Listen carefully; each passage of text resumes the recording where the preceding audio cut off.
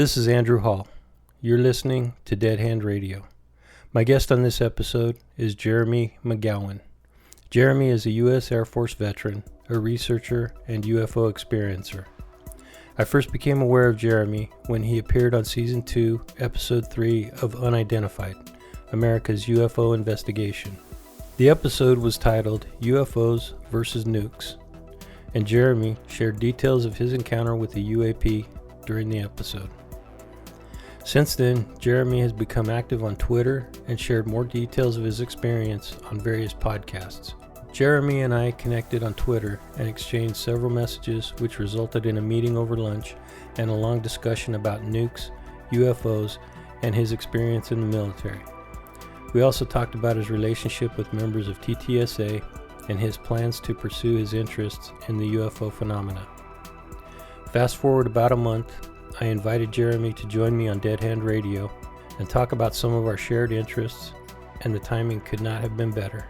This is one of the longest and most interesting conversations I've recorded, and we covered a tremendous amount of information. There's a lot of new ground that Jeremy has never discussed before, and we get philosophical about some of life's most intriguing mysteries. Jeremy is a fascinating individual and a rigorous investigator, and I believe his contribution to the UFO community has only just begun. I hope you enjoy listening to this episode as much as I enjoyed creating it.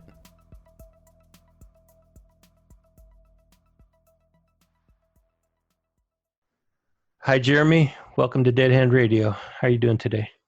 Excellent, my friend. I really appreciate you having me on today. Thank you. Hey, I'm glad to have you, man. Got a couple of interesting questions to throw your way, and I hope to hear a little bit more about your story.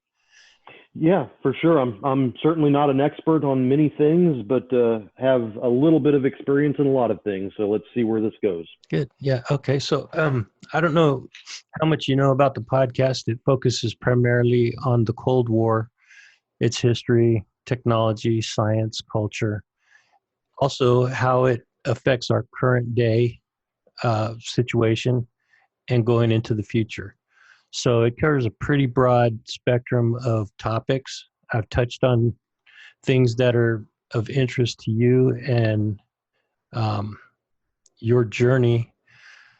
And the reason that I wanted to have you come on here is because you've had experience with two of the things that are quite interesting to me, and that is nuclear weapons and UFOs.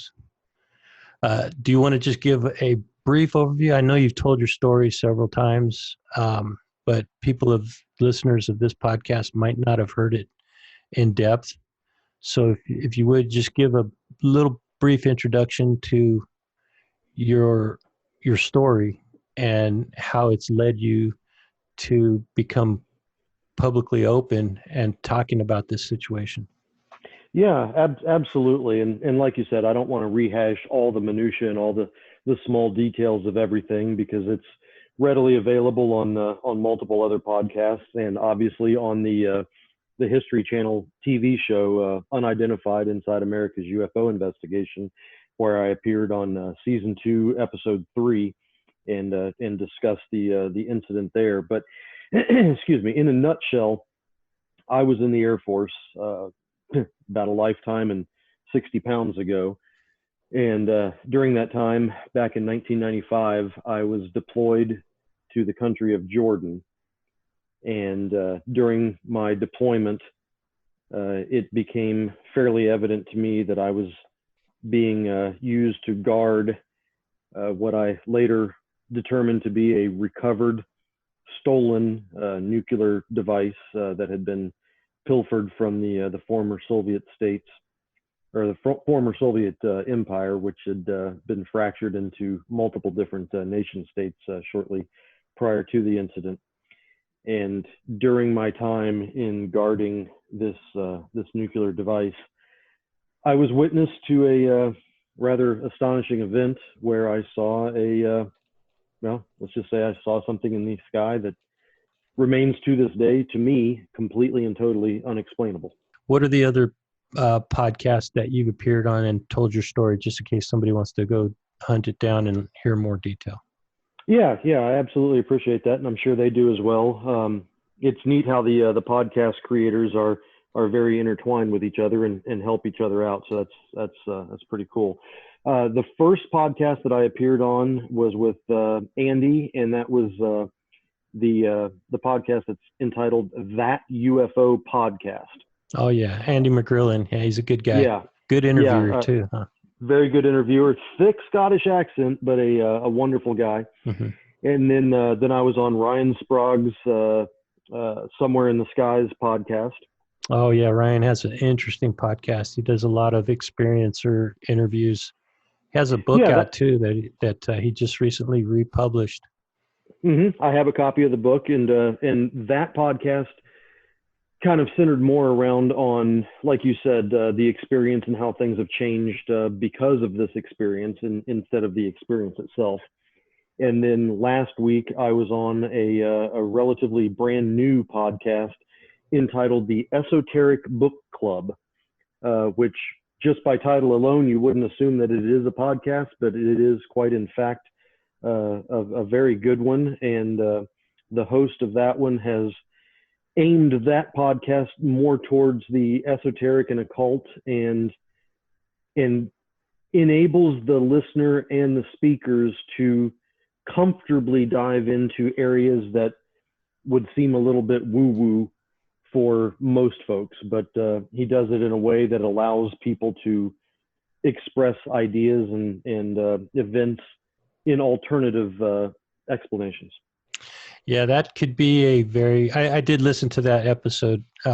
You mentioned it on your Twitter feed a couple, several days ago. I'm not sure exactly when, but Mm-hmm. I listened to it, and it was interesting. It gave you, like you said, it gives you room to explore some of the speculative areas of these type of experiences, and that could always be uh, very healing for somebody who has gone through an experience that they don't quite understand. So yeah, that podcast, hopefully it'll stick around and be available for additional guests to come on there and share their experience. Yeah, and it's easy to find too. It's the esotericbookclub.org. So shout out to those guys. It's also on any podcast platform. It's hosted at Podbean, I believe, Yes. and they allow that platform allows podcasters to share their recordings across every platform imaginable. So yeah, good. All three of those podcasts are excellent to listen to. I recommend anybody go check them out and hear your story in particular to get more in depth, and but also just to hear other people's experiences and other stories by those that those podcasters are bringing to the light.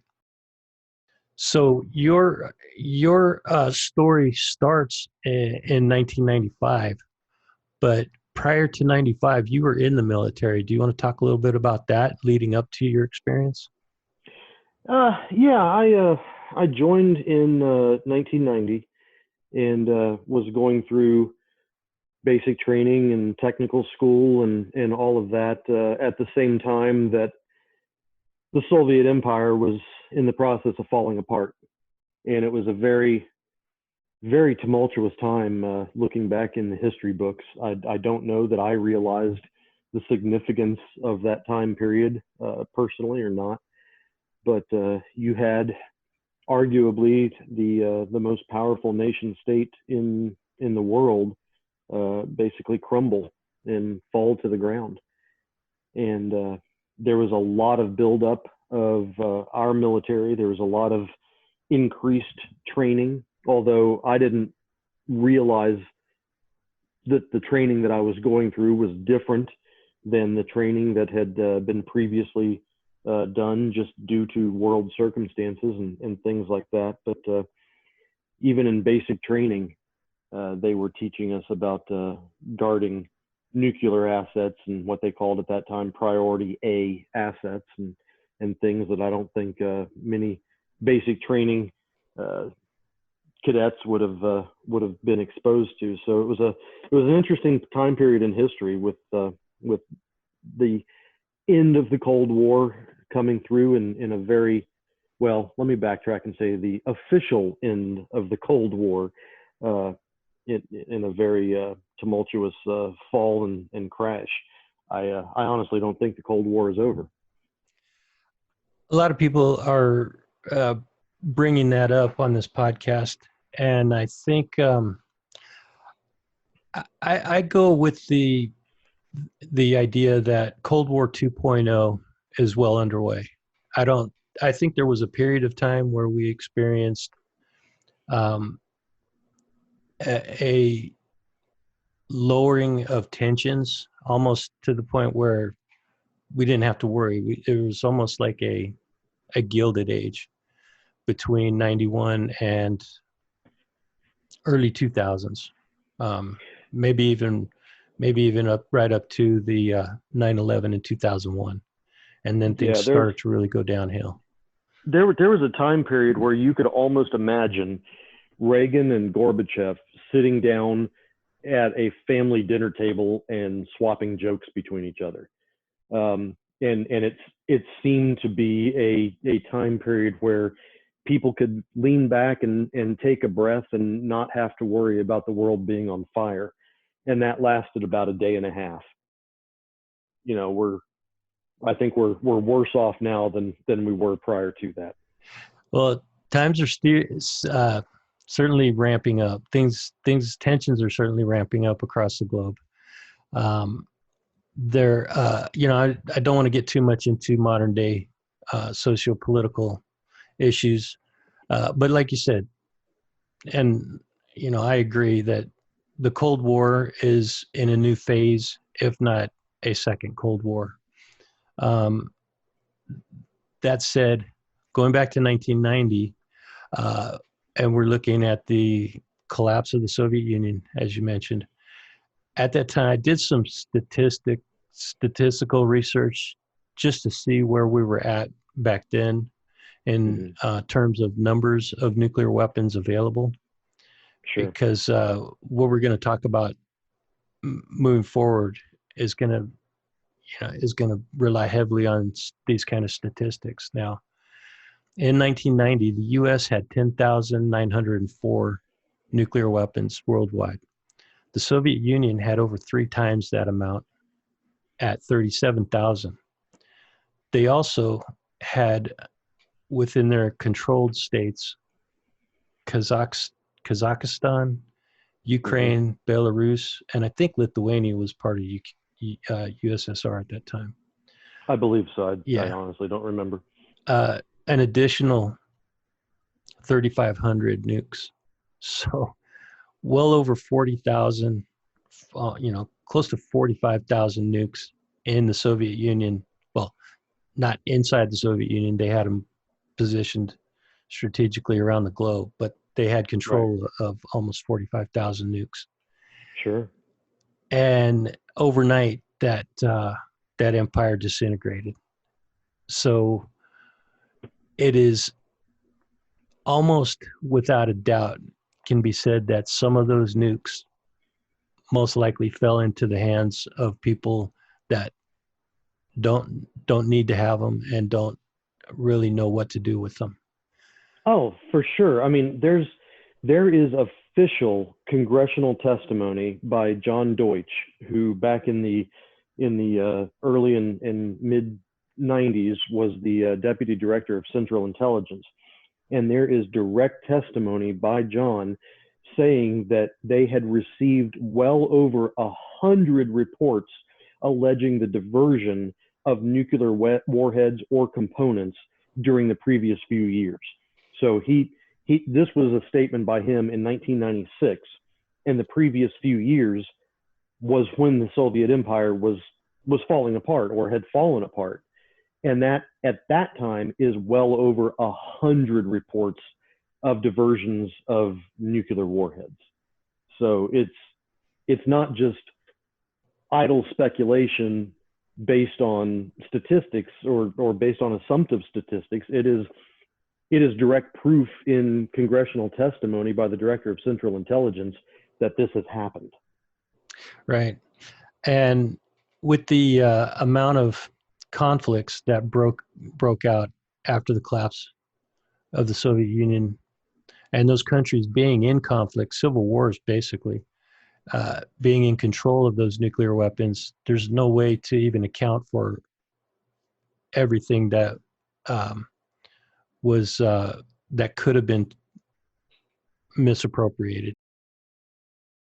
No, for sure. And people don't understand that you don't need hundreds of pounds of raw material to create nuclear weapons. It's we're talking in grams, things that can be secreted in lead-lined shoes based on, you know, old cartoons from The Man from U.N.C.L.E. or what have you.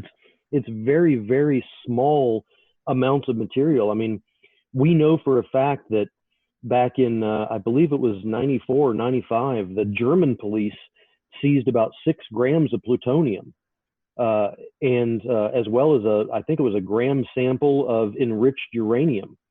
And, you know, these are things that you can hide them in a melted candle. You could hide them in the bottom of a coffee cup. Obviously, you don't want to be the courier for that. You're probably not going to make it out. But these are small footprint containers.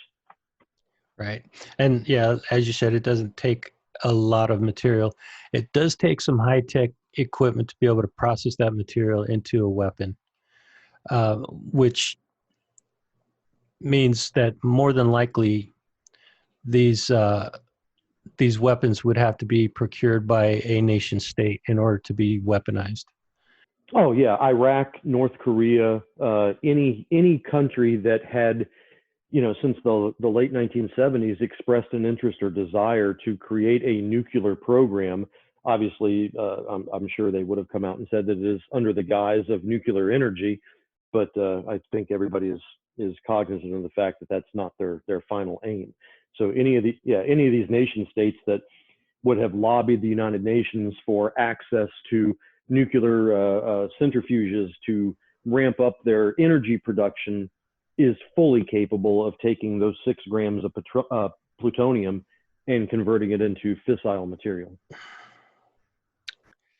Yeah, very alarming. And some of it's still unaccounted for. Oh, there's a tremendous amount of unaccounted for. I mean, just in the United States alone, and if we want to talk about actual fully functioning nuclear devices, we've lost ourselves.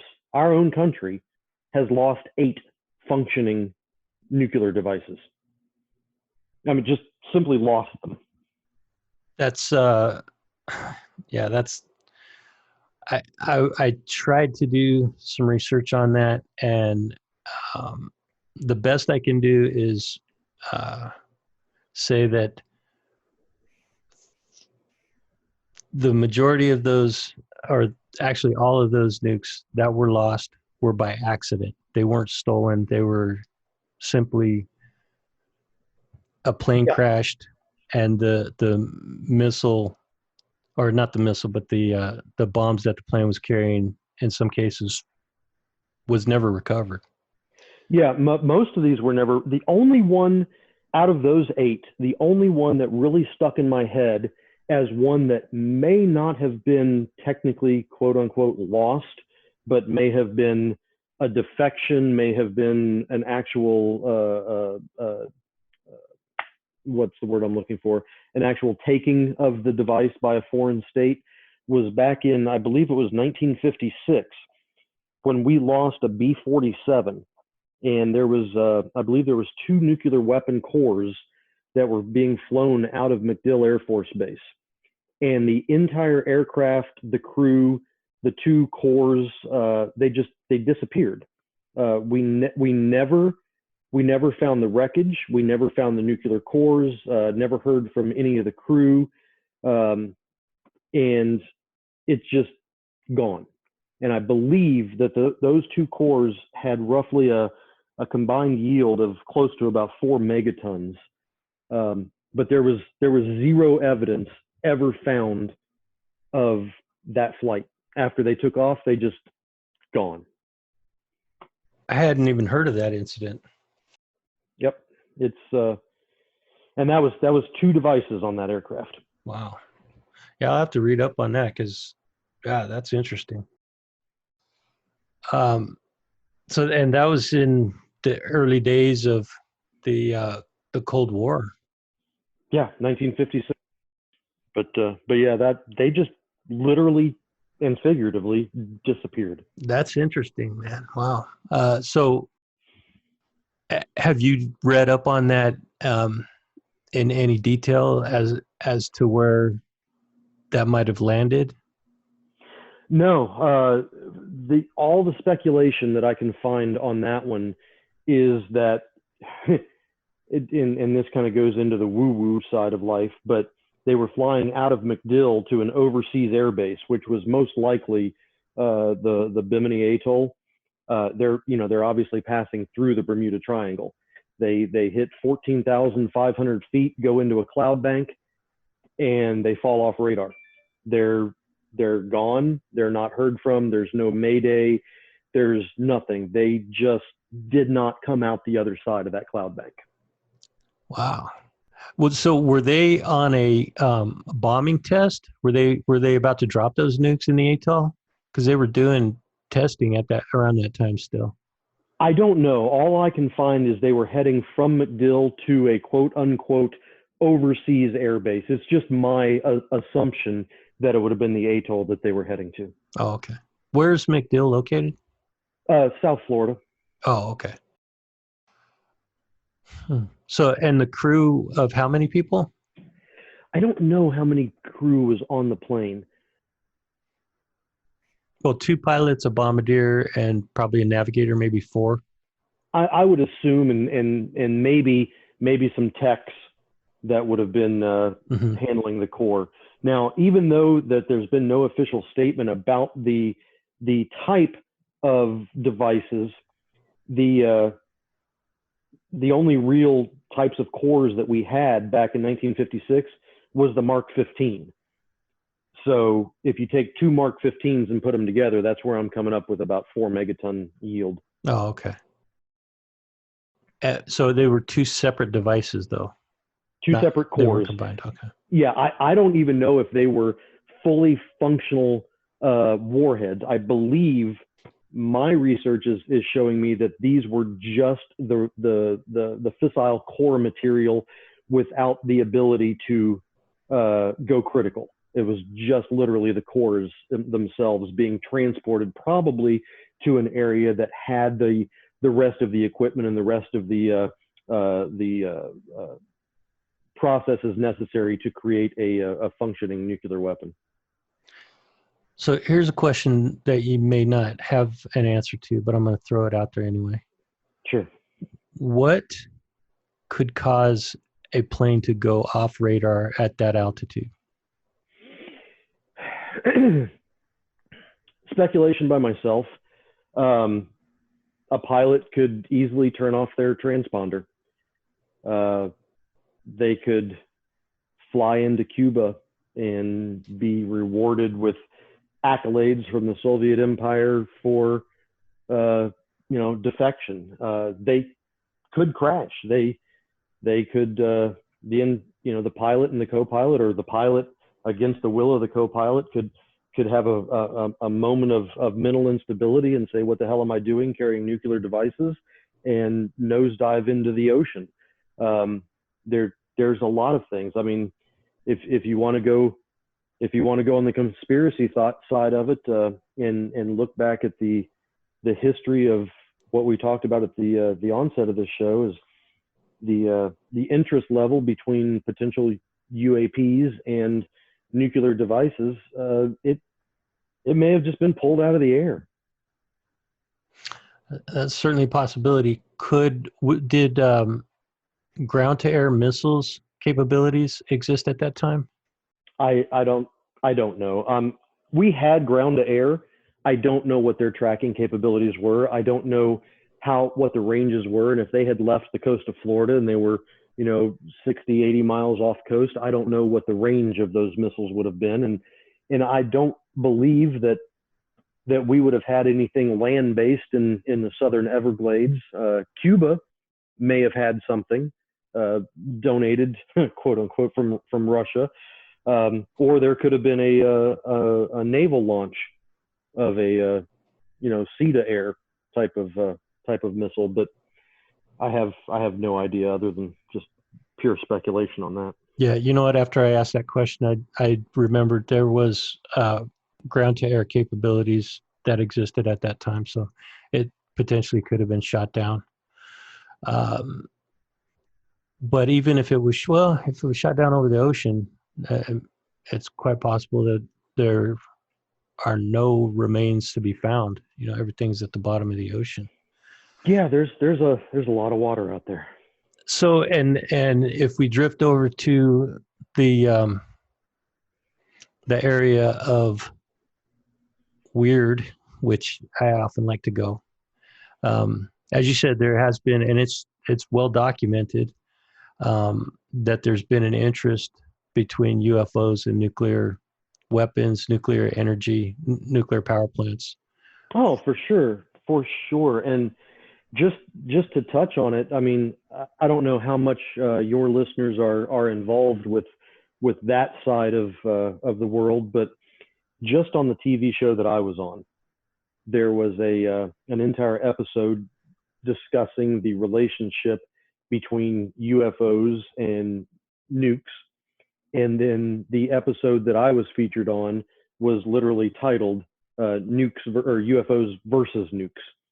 And both episodes are talking, and throughout the theme of the show is talking about the relationship between unidentified aerial phenomena sightings and the proximity of nuclear devices. Everything from field, nuclear systems in Minot in North Dakota, South Dakota, to the incident, the now very famous incident that happened on the USS Nimitz, which is obviously a nuclear-powered aircraft carrier, which was witnessed by the Spy-1 radar on the USS Princeton, to the incident that I had in Jordan, which was everything except completely provable that the crate that I was guarding contained a recovered nuclear warhead inside of it. So all of these incidents are directly relating or directly corresponding to witnessing events that are unexplained aerial phenomena. There's very little doubt that the phenomena has an interest in our nuclear capabilities around the world. There was a study done by George Knapp, who I'm sure you're aware of his work. He went into Russia and spoke with people in the Russian military about their encounters with the UFO phenomena, and was able to actually bring out of Russia documentation about several of the incidents they've had between UFOs and their nuclear facilities. So it's not just the U.S. and having these kind of encounters. It's global.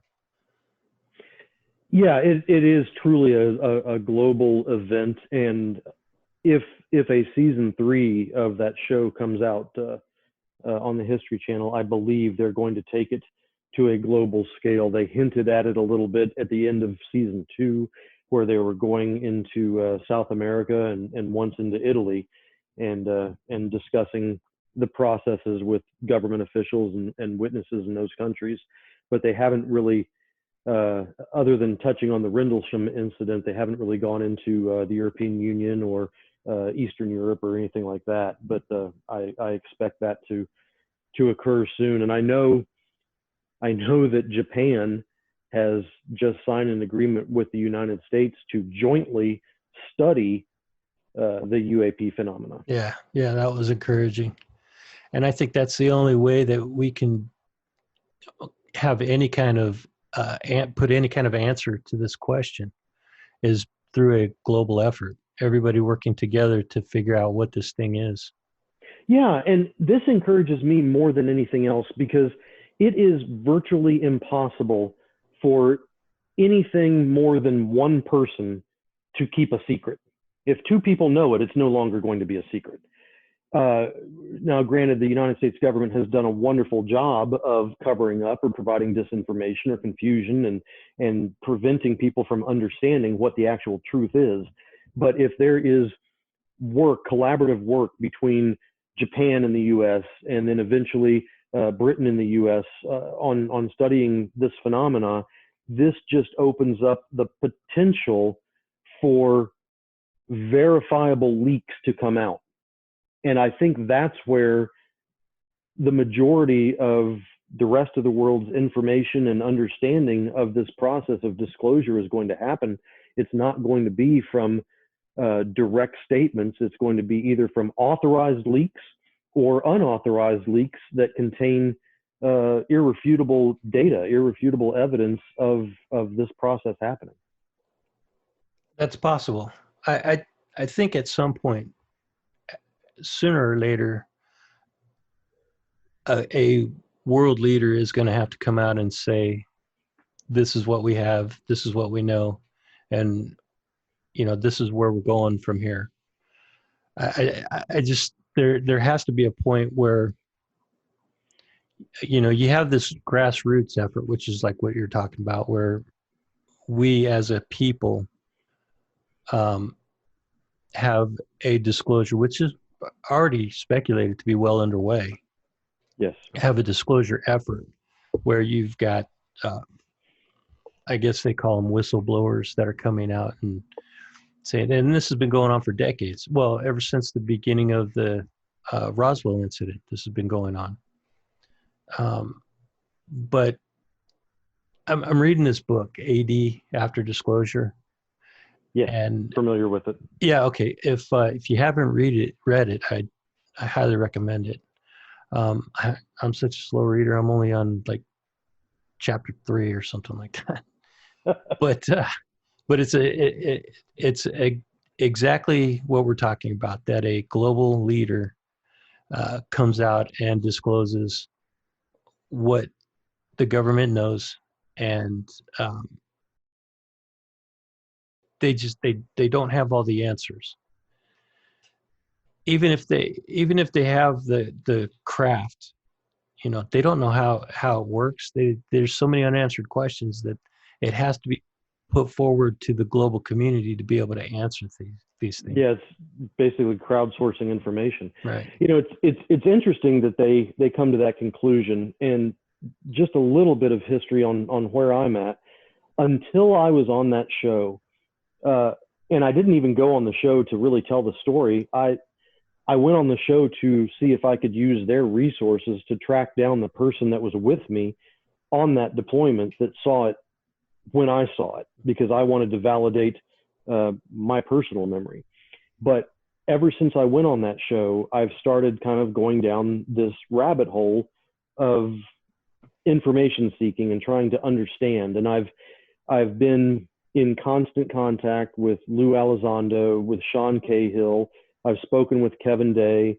I've exchanged emails with some other folks that you don't want to be identified yet. But based on all of my conversations, reading between the lines, getting information from other sources that validate what some of these folks have been telling me, it seems to be pointing to the idea that,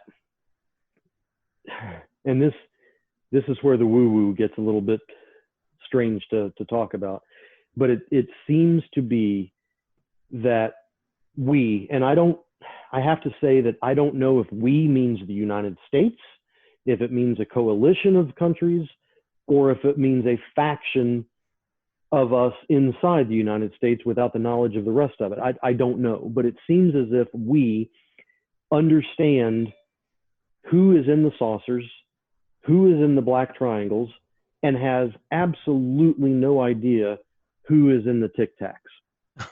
And it's really, Yeah, and it seems as if the black triangles are a collaborative effort between us and quote unquote them. The others. That's a term that I've been seeing lately a lot. Yeah, it seems like the black triangles is terrestrial technology that was developed through reverse engineering, and that we have actual human pilots in the black triangles. But it's developed with assistance through a collaborative effort of some sort. And it's odd to say that. It feels super weird to say that. I'm not even comfortable saying it, but I think that there is enough outside sources that folks could come to the same conclusions and find out that that information, those statements, and the validity of those statements are being said by people that are, for the most part, beyond reproach in their credentials and their exposure to this idea. The only question is, are they willing to go on record and state those facts? I don't know. I've never asked the folks that I'm in contact with to do that. I feel that it's not my place to push or pull them in any sort of specific direction, and they've been doing this a whole lot longer than I have.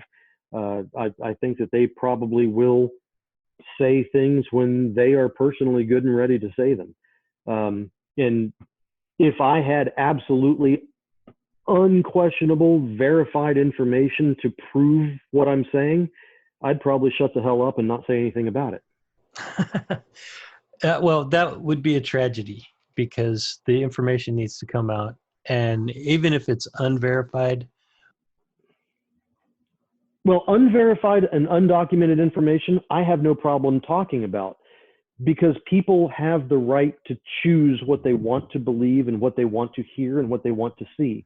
But if I woke up tomorrow and there was a blue binder sitting on my nightstand that undeniably proved the existence of extraterrestrials or non-human entities and their involvement in humanity over the ages, if I had that proof in my hand, I am not the person to show that to the world.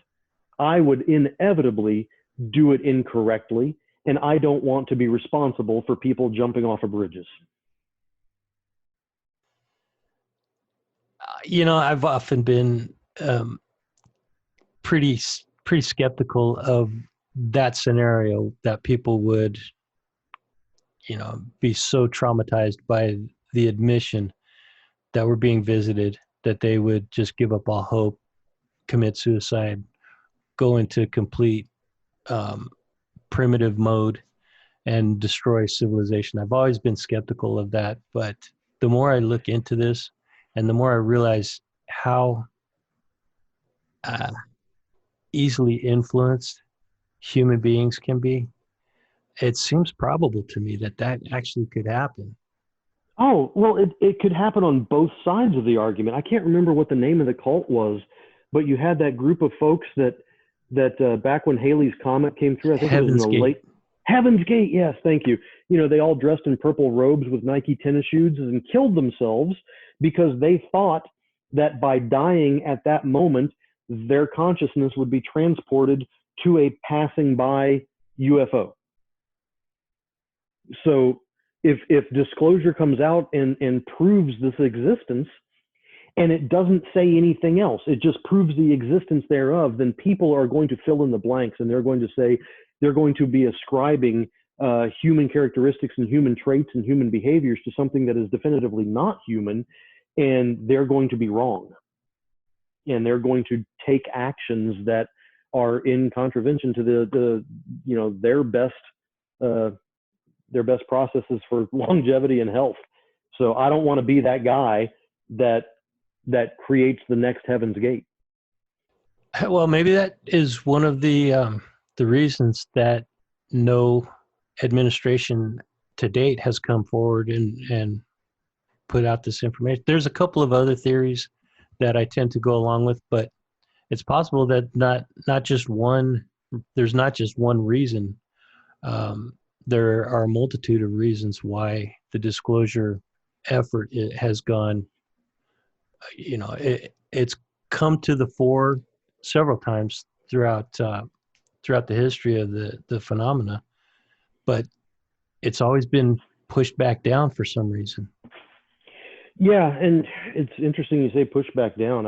I think that not only the process of disclosure has been pushed back down, but I also think that humanity in general has come to the pinnacle of existence a few times in the past, and we've been knocked down a few notches. Yeah, yeah. Well, fortunately, my opinion of the progress of humanity has always been a forward and an upward trend. Even though we've had setbacks, I think we've always come out the other side after those setbacks and been stronger for it. I'm a firm believer in the phrase "What doesn't kill you makes you stronger," and we've come Yeah. to the brink several times in our history, and we've always stepped back away from that brink and been stronger for it. So I have hope. I mean, a, a positive person. I do have a pessimistic side, but for the most part, I'm an optimist. Yeah, I consider myself a pragmatist with a touch of realism. Um, so, Wait, man, so isn't that like saying I'm positive and positive? yeah, I mean, I am extremely cautiously optimistic. I can't go through life thinking that it's all for naught. Yeah, There's right. there's a reason. There's a reason that we're here. There's a reason that we're doing the things that we're doing as a species. And I'm seriously hoping that I live long enough to understand what that is. And whether that's through a conscious attainment of understanding, or if that is an unconscious obtainment of that same understanding, I'm not there yet. I don't know. I think the reason for existence on Earth for humans is an interesting idea. But so the question is, why are we here? Okay, that's a good question. I think it's mostly unanswered, but I think it could be boiled down to um, that answer has to be your own answer. Well, why do you think you're here?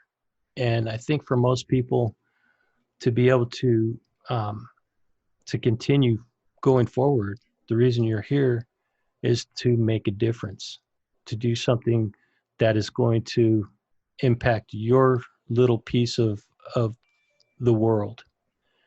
Because you're only here for a short time. Most people don't have the opportunity to make world changing decisions. Um, but you do have the opportunity to make decisions within your own circle of friends, family, associates, co-workers, people that you're close to. And if you do it in a positive way and try to make a difference, then that's the reason that we're here. At least that's my opinion. And earlier I said I wasn't going to talk about folks that I had been speaking with, but in this regard, I want to give a shout out to Sean Cahill. And for your listeners that don't know who Sean Cahill was, he was one of the people. Is I'm right? Sorry, is Yeah. yes, is. Yeah. He is one of the people that was very instrumental in the dissemination of the information that came off the USS Nimitz and USS Princeton, and he was featured on a couple episodes of the show on the History Channel. And Sean and I are becoming very good friends.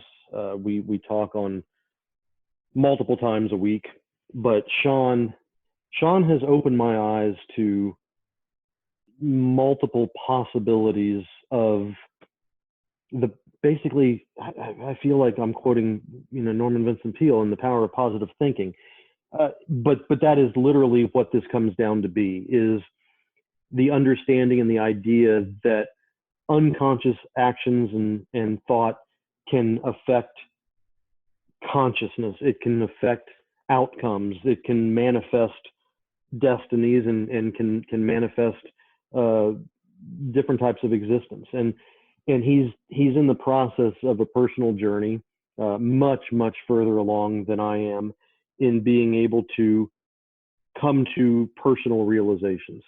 and he's pointed me in the directions of some ancient texts and ancient scriptures, which kind of tend to back up this idea that that consciousness is tied into the unidentified aerial phenomena, and it's not necessarily a corporeal type of thing. It is a meeting, a pairing, a mixing of collective humanity's consciousness with something else. You mentioned like corporeal, which Right. could also be equated to the nuts and bolts theory, right? Yes. Yeah. Where it's a physical craft and there are beings that are controlling that craft. That's the idea that I've always subscribed to. Well, it's easy to think of it in that aspect, simply because we live in a three-dimensional world. We can reach out and we can touch our coffee cup. We can pet our dog. You know, we can see, taste, touch, smell, and feel. So the idea of a tangible craft that was created by a civilization, you know, X number of light years away, that is physically traveling through the universe, we can swallow that. We can get behind that because we have boats that travel the ocean. We have rockets that go to Mars. We are in the infancy of that projection of an idea. But when it comes to trying to get our heads around the idea of a parallel universe and a version of humanity in the parallel universe that has developed technology that can move between the universes, or even a non-human species that can do all sorts of things in that respect, that's when the brain starts shutting down. Well, not so much for me. That part is still, I can still kind of get my mind around that, because the alternate universes, the multidimensional aspects is not so far away from what I've read in the past. But what has recently been discussed within some circles, and it's not a new idea. This is an idea that's been around probably for decades, but people are starting to talk about these things that are not, they are physical, but they're created by the consciousness or group consciousness that is observing them. So it's like you want to see it, so you actually create it with your mind, and that's Yes. what I'm having trouble. That's what I'm having trouble getting my mind around. Yeah, it's an episode of Star Trek. Exactly. I mean, right. it's wild conjecture and wild speculation, but it has merit if you take consciousness and you apply it to quantum physics. See, and the thing that really is kind of mind blowing is that it's not just somebody imagining it, or what is it called when you have a group of people hallucination. It's not just that, because these things are being captured on video and radar. Right. So you get that physical, video cameras evidence. Don't hallucinate. Exactly. That's my point. So how is it you're manifesting these physical objects by just thinking about it?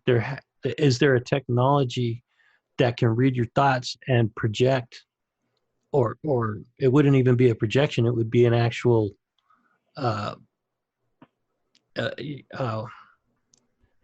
when something appears, it's a manifestation.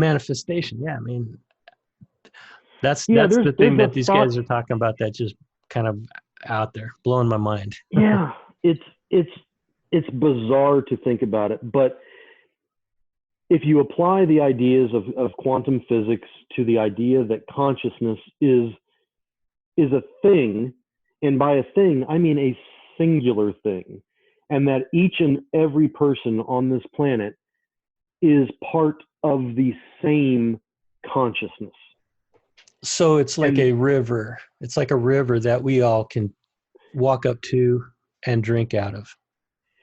yes and no. It's almost like it's a river, but we're all part of that river. We're all individual droplets in that giant river. And once humanity gets to a point, this is the idea. This is not necessarily what I subscribe to, but once humanity gets to the point where, as individual droplets, we realize that we are part of that larger river, then everything changes for humanity. That our consciousness coalesces into one.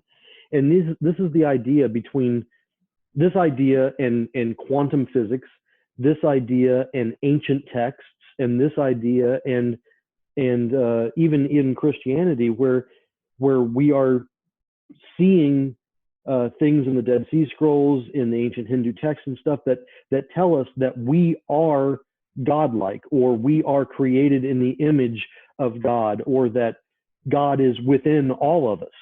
It goes back to the idea that quantum entanglement, what we think in our consciousness, affects the universe, and that we are all tied together, that each one of us is part of the person standing beside us in a conscious manner. And it is the merging of science and religion and the process of disclosure. It's all coming together at the same time, man.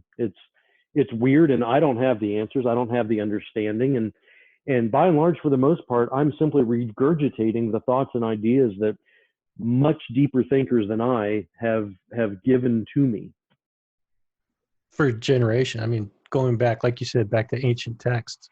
Oh, absolutely. Those ideas were kicked around. Now, it brings me back to something I started to say earlier about the reason that we're being here. That, you know, the reason for us, our existence. And that's a question that we can ponder and think about, and, you know, spend endless hours on trying to figure out. But it's not a disturbing answer. The answer doesn't, you know, doesn't twist your brain up. You can come up with a tangible answer. But the question of why are the others here? That's a question that may not ever be answered. I mean, you said that there's possibly some cooperation going on between the military, or the military industrial complex, and the others. But what is their agenda? Why are they even bothering to come here? You know, that's a question that I don't know if it's answerable. Well, I think it's because they're us. From the future? No, they're just us. Wow. Okay, so you're gonna have me formulate this one. The idea that the Black Triangles are in collaboration with a certain faction of our military industrial complex, you know, the door behind the door behind the door. And I don't think it's just the United States. I think that this is on a global level to a point, every type of degree imaginable. The prevailing thought on that one is that we ourselves are the aliens. We weren't supposed to evolve on this planet. We were seeded here. We were put here. I see what you mean. Okay, so like the ancient alien kind of, where they seeded us, left us to evolve, and now they're coming back to check on us. We are a child. We are a child of another race that they literally put us here. We're the sea monkeys that were flushed down the toilet. Yeah. Okay, you know? I've heard that theory. But why come back now? And why so much interest in the nukes? Well, all right. So going away from that theory for a moment. Okay. That we are them or they are us. Let's say that another species that existed came through, and they are a multi-millennial type of generational existence. They travel across the known universe, doing whatever it is that they do, and they come across planets, and they come across habitable zones, and maybe they send out probes to begin with, which is exactly what we do. We don't go anywhere that we haven't sent a probe to first. And these probes carry DNA. It carries the ability to create life in conditions that life can exist. So that when their civilization gets to that same point, a few 100,000 years after that probe is sent, then there is a workforce. There is the potential for recruitment. There is a potential to continue a biologic line. There is just plain potential. They seed and then they follow up a few million light years later, or a few million years later. But with the nukes, maybe they came through, maybe their probes dropped off and spurned evolution or spawned evolution and created that missing link that we've never discovered. And in all of other history throughout the universe, we meaning their output has never gotten to where we are. And now this species comes by and they're like, hey, we're here to pick up our sea monkeys and increase our biologic line or maintain our biology or whatever. Oh my God, they've developed a weapon that can destroy their own planet. We're going to have to stick around and study this. Maybe we're the first ones to do that. That was my thought. Actually, I had thought about this question quite a few times before we talked today. And yeah, I think it is a technology that they may not have developed because they never had a need for it. They're not a warring society. They're not bent on destruction and conquering other races. They are simply scientists, explorers that are interested in learning about the real answers of the universe. And they found their way here, whether they seeded us prior to or not. They found their way here to this lonely little blue planet in the middle of, a billion stars galaxy. And they decided to stay for a little while and see what we're up to. And here's this ultimate weapon of mass destruction. And what the heck is it? Hey, we could turn it on and turn it off. Right. Yeah. There's documented evidence of them being able to shut down entire missile silo facilities. Yeah. Documented. It's crazy. And honestly, I think that our speculation on their behavior will never be correct, because we are limited in our thought processes to that of ascribing human traits and human behavior to something that is inevitably not human, unless potentially it is, and we are them. But even then, the gap on social maturity is going to change the way that they approach the universe versus the way that we approach the universe. So anything that we think is the reason that they're behaving the way that they are is going to be inevitably wrong until they themselves tell us why they do what they do. Mm-hmm. Yeah. So I'm going to bring this back down to our human existence a little bit and get back to the where we started out on this, and we were talking about nukes being proliferated or stolen from the former Soviet Union, and your experience with guarding a nuke in the middle of the Jordanian desert.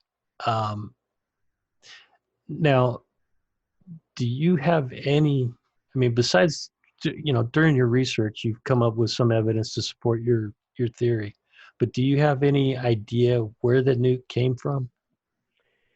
I have an idea. This is the Jordanian desert. And basically at that time frame, at that time in our history, with the collapse of the Soviet Union and the proximity of Jordan to the Soviet Union, I have no doubt that what was in the crate that I was responsible for the security of was a nuclear device that came out of what was then one of the external states that had formed during the collapse of the Soviet Empire. So going back to, I believe I mentioned John Deutsch early on in this conversation. In congressional testimony, John Deutsch has stated that, and this is in one of his speeches from 1996, and he is talking about an incident that happened the year previous, which would have been 95, which would have been exactly when I was in Jordan.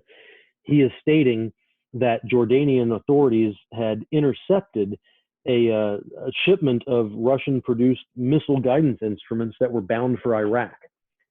Now, I have no doubt that what was in the crate is exactly what he's talking about, but I also highly disagree with the fact that it was limited to Russian-produced missile guidance instruments.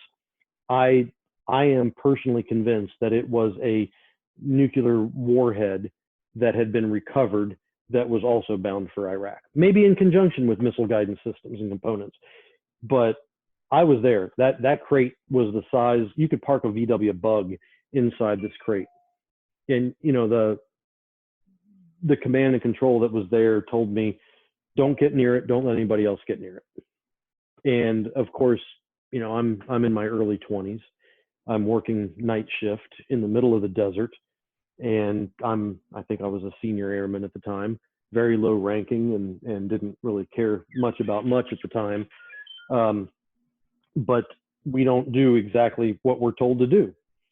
So I stood on the crate, I sat on the crate, I laid down on the crate, hell, I pissed on the crate. And about 9 years ago, I was diagnosed with a very specific type of skin cancer on my inner thigh that is only caused by exposure to radiation. And I am not a nude sunbather, man. The only radiation that area has ever been exposed to is when I was sitting on or peeing on that crate. And guidance systems themselves, they're not radioactive.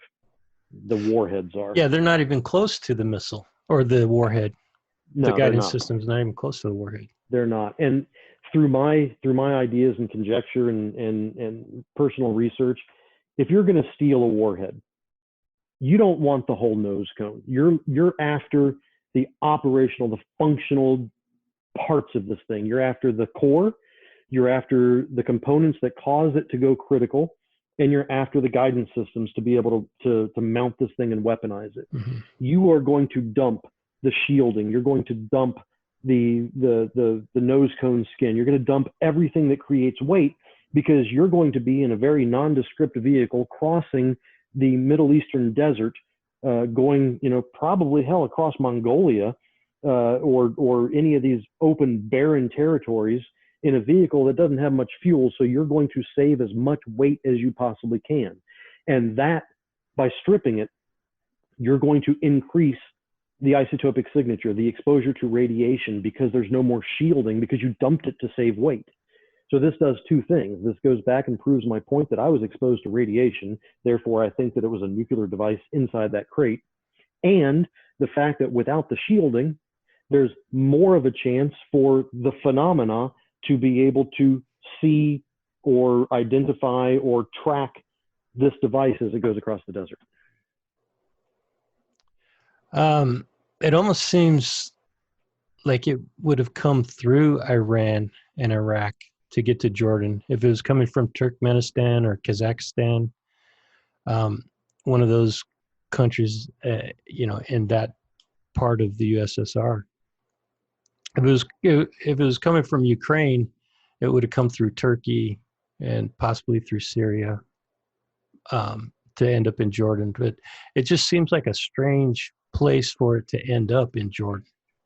Well, if you think about our allies and our treaty positions back in 1995, we didn't have a lot of friends in that area. We didn't have a lot of treaties in existence in that area back in 1995. Jordan was as close as to a personable contact with the United States as we could have gotten. So we may have done a recovery effort, and this is just speculation. We may have done a recovery effort inside of a slightly more hostile force and then moved this device to the Jordanian desert while we decided what the hell we do with it. But according to the was it a speech that Deutsch was giving? Was it a? Oh, it was testimony before. The actual title of this was testimony before the Permanent Subcommittee on Investigations of the Senate Committee on Government Affairs by the DCI. Okay. That's the title of the document. He was speaking before Congress, and yes, he gave this announcement. But he said that the Jordanian military was the one that recovered this. What, didn't he? Well, he used the term Jordanian authorities. Okay. So we don't know if it was military. We don't know. And this could also be as easily explained as it was us that recovered it, but we were operating inside of a country that we had no business operating inside of. So therefore, we're going to give Jordan credit to completely avoid an international incident by admitting that we had spec ops inside of Syria or wherever, So just because it's John Joyce talking to Congress, we can't prove that this is the actual truth. Yeah, it was black ops. We could never admit to it anyway. But exactly. the fact remains, we did have this object encased in a crate in the middle of the Jordan Desert. Yes. And it was near. Was it near a fixed military base, or was it like a temporary base that you were stationed at? So this is a little bit cloudy for me because, again, this is 25 years ago, and I was around 25 years old at the time. So what I can remember is the base that I was on. It was a Jordanian military base, but it looked abandoned. It looked decrepit. I mean, there was sand that had blown across the sidewalks and the roads, and most of the actually all of the base housing that I was able to see was empty.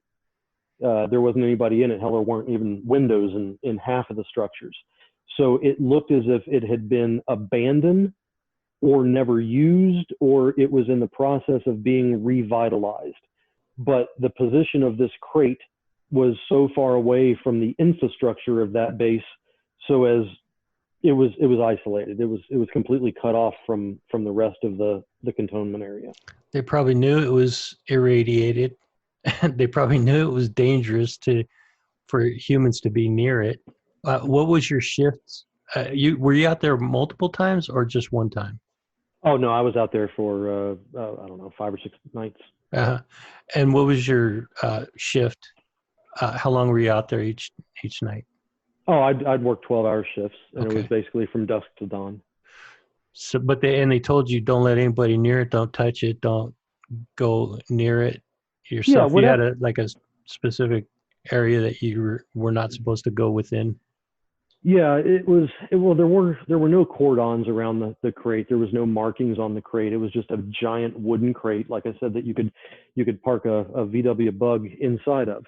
But you had orders to not go close to it, right? Or instructions not to go close to it. Verbal only. And that was one of the things that raised the hair on the back of my neck, because any other time in my entire military career, when I would be put on post, we would have SOPs, special operating procedures, or standardized operating procedures that would be in our guard shack or on our gate or in our patrol vehicle or in something that would tell us exactly what our zone of responsibility was, where we were supposed to go, what we were supposed to do, how we were supposed to react to, certain type of things. There was nothing. There was absolutely nothing written down. And I don't remember if it was a captain or a lieutenant or a colonel or whomever told me this, but he was the one that told me, don't get near it. Don't let anybody else get near it. And of course, being 25 years old, I'm like, okay, so what happens if somebody gets near it? And he's like, shoot them. Yeah. And that is in guarding nukes, that is a standing order to shoot to protect the asset at all costs. You're absolutely right. And during my training in basic training and technical school, we would go through training operations and learn how to protect priority A resources. And one of the scenarios that we would be presented with is if a guy or a person was holding a child in their arms, but at the same time, they had a weapon that could cause damage to a priority A resource, like a B-52 bomber or an AWACS or a nuclear device itself.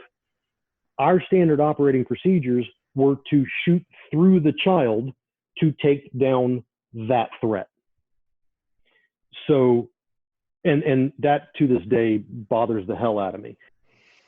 That's because you're human, man. Okay, you're not a psychopath or a sociopath. You care about human life.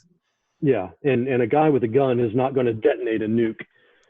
Well, the point is, if somebody were to get control of that nuke and detonate it, he could do a lot more damage than the death of one child. No, you're absolutely right. Really, they can't teach you how to live with the consequences of your action. They can only tell you what you need to do in a situation. Right.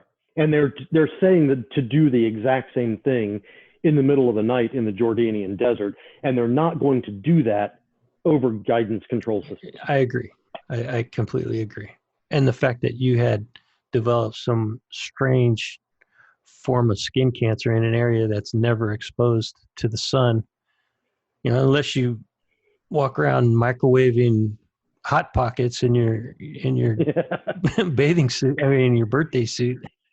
Yeah, no, it doesn't happen. So it's okay. So then that leads me to the next question: is you were there for 6 days? Was the object after you finished your 6 days of guarding the object? Was it then taken away and you never saw it again? I don't know. Wait. And by object you mean the crate, correct? The crate, yes, the crate. So you did your 6 days of guard duty, and then you were never asked to go back out there again? Correct. Oh, okay. And you don't know if there were additional guard units sent out to protect it for a longer period of time?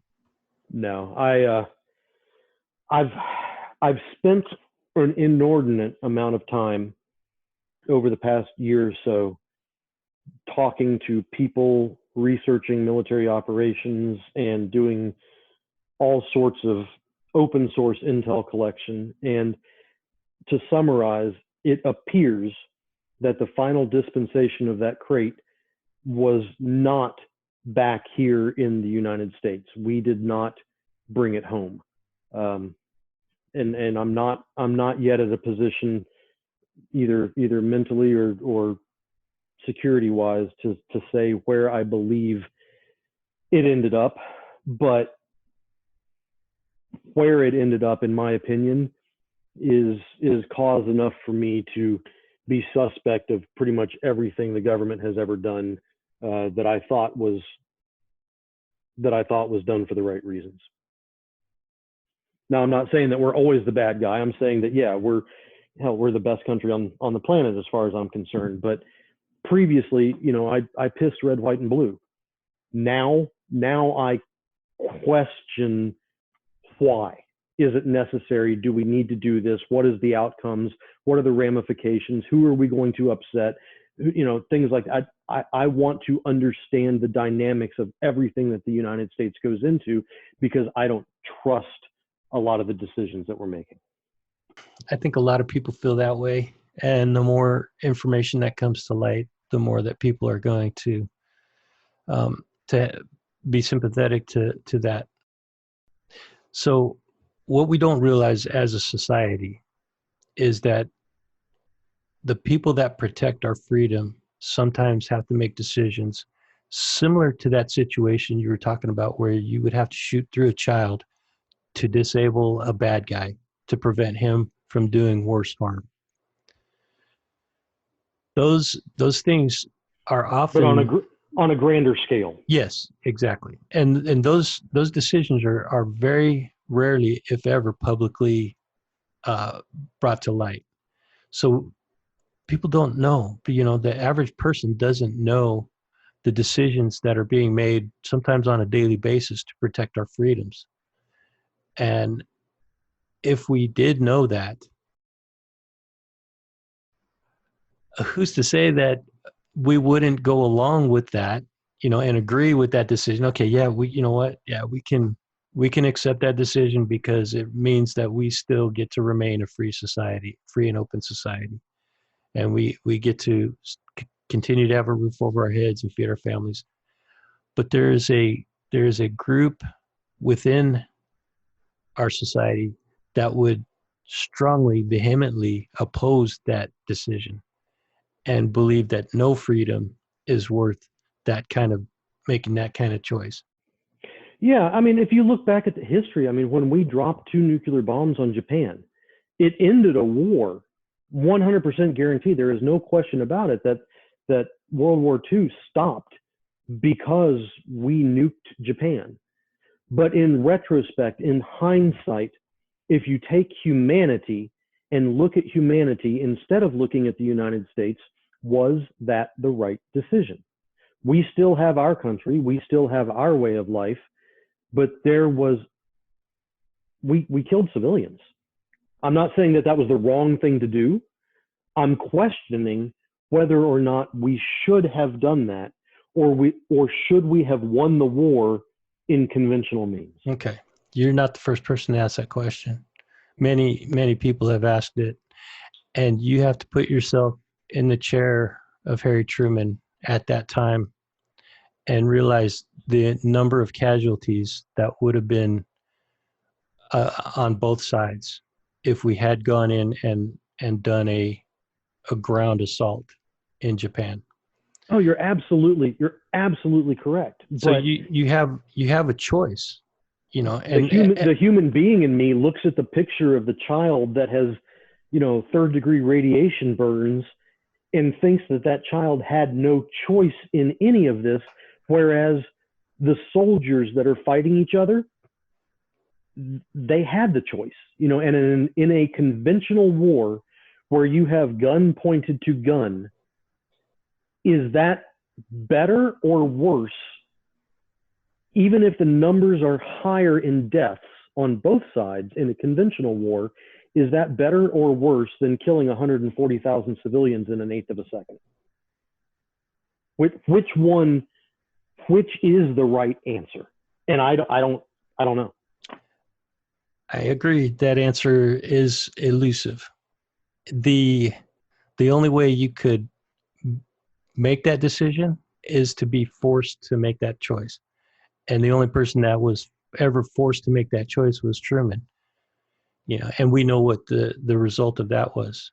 Now, on the positive side, the U.S. did not just walk away after ending that war. We went in there with equipment, with people, with money, and rebuilt that country, which is exactly what should have been done. So you're absolutely correct. And I think, I don't know if it was because we wanted to maintain control of Japan and we wanted to turn them into a productive dependent of the United States, or was it because we had a guilty conscience and this was our way of providing reparations for a tremendously terrible act? Well, I think both reasons are equally legitimate, because if we had just walked away, Soviet Union would have came in and helped them out, and they would have been a subjugate of the Soviet Union. For sure. And we absolutely cannot allow that to happen. Sure. Because we see the results of that in Vietnam and Korea. For us to walk away from it, this, would have been worse. Yeah, geopolitics is a messed up thing, man. Not to mention the strategic advantage that Japan had, that would have given the Soviet Union. So, okay, so stepping back to what we were talking about, I don't want to push you to reveal the results of your research. It's interesting, and hopefully someday that'll be able to come to light. What I would like to do, though, is, if you don't mind, You said that what you found out has given you a little bit of a pause about some of the decisions made by our government. Sure. What is it that what theory has led you to that conclusion? You think this nuke ended up somewhere, and for some reason, can you say why? Yeah, I'll at least give you that much. Um, my my personal belief, based on the research that I have done, is that we placed that nuke in an operational status inside of another country that would give us the ability to launch a first strike and blame Russia. So the first strike would be against one of our allies or possibly even the U.S. from another country that we could blame on Russia to start a third world war? Blame on Russia because the uranium signature and the isotopic signature forming that device was definitively a Russian nuclear device. And to what end? To start a third world war or an all-out nuclear war? I don't know if there was a reason. Okay. I think that we stacked the deck and held on to a possibility. So in essence, well, I guess in what you're saying is to use that as a false flag attack against the U.S. or its allies. Or simply like, maybe we're anticipating a lot of saber rattling in the Middle East that needed to be quelled very quickly. And if we dropped a nuke on Iraq, the world would have turned against us. But if Russia dropped a nuke on Iraq, even though we're the ones that launched it and navigated it and programmed its final destination, then the world rallies behind us. Wow. That's a pretty the word I am looking for, I have several words. I'm going to go with complex. Okay. Diabolical is the word that I was originally thinking of using, but complex, that's a complex strategy. And it's not one that I think it should be overlooked. I think that you are on something with that. Yeah, I've got a ton of circumstantial evidence that points to that end game and pretty much identifies to my satisfaction where that device ended up, under whose control it was, how it got there, when it got there. What I haven't been able to put together is where is it now? That was going to be my next question. What do you think? Is that thing still in play? I do not believe that it would still be in play today because in the 1990s, in the mid 1990s, sensor technology to be able to detect nuclear explosions was limited to NATO, which included Canada and the United States, and Canada depended on our telemetry and data, and Israel, and obviously Russia and China. Now, nobody's going to believe Russia. If we did what I think we were going to do, nobody would believe Russia, even if Russia published their sensor data. Israel would get their telemetry data and sensor data from us. So they're not a unique source of information. China wasn't quite there yet. They wouldn't be able to determine isotopic signatures at that time. Now, just about every country has the ability to determine the radiation signature of a nuclear device to show what its origins were. So I don't believe that this scenario would be able to be conducted today. Okay. That's so. Yeah, you said you've collected over the years. You've collected a mountain of evidence, circumstantial evidence, anecdotal evidence, to support this theory, which is an interesting theory. Do you ever plan on publishing? Potentially, not anytime soon. And what's the hesitation to publish? I don't want to be disappeared, man. Plain and simple. I've got a family. I've got a kid. I've got I want to wake up tomorrow and breathe air. Sometimes people on this podcast, guests that I have on this podcast, say something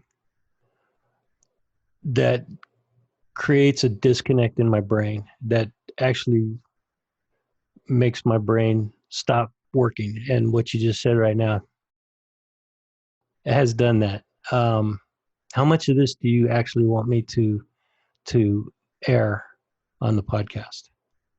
Is there anything that you've said that you want me to retract? I would be happy to. I don't think so. Okay. I think I'm comfortable enough now to go with what I've said.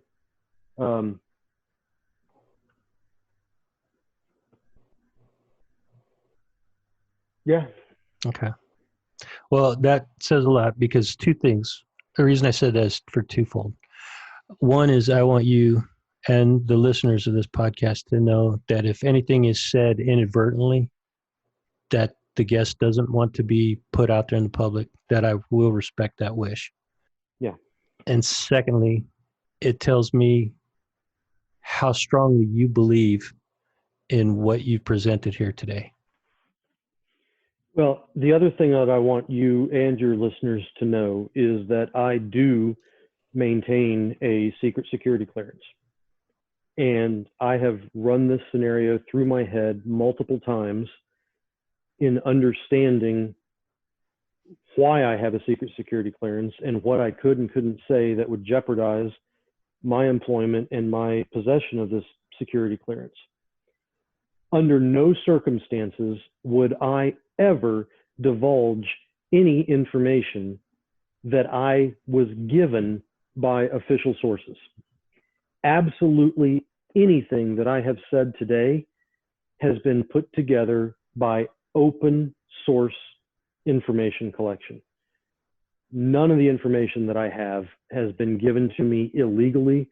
Have I received it illegally, or have I disseminated it against my oath or against my my security clearance? And if somebody came to me from the U.S. government today and provided me with the operational plans for a working nuclear device, that shit would get burnt, and I wouldn't tell anybody that I ever had it, because I take that oath and that secrecy completely serious.